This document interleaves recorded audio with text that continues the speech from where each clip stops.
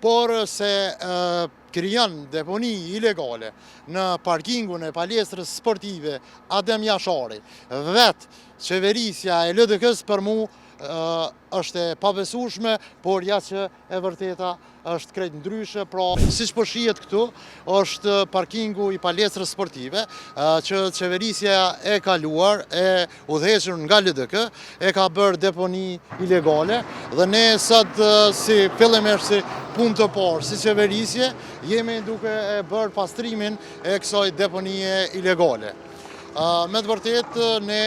do të nisim edhe kallëzim penal ndaj atij që e ka bërë këtë deponi në këtë parking i cili, siç po shihet, është i asfaltuar dhe ka kushtu sigurisht me qindra mijëra euro dhe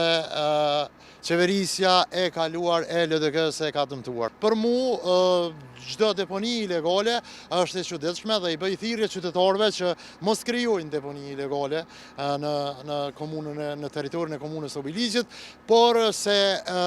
krijon deponi ilegale në parkingun e palestrës sportive Adem Jashari. Vetë qeverisja e LDK-s për mu është e pabesueshme, por ja që e vërteta është krejt ndryshe, pra LDK-ja ka kriju deponi ilegale në parking. Dua t'i bëj thirrje organeve të rendit që të merren me këtë çështje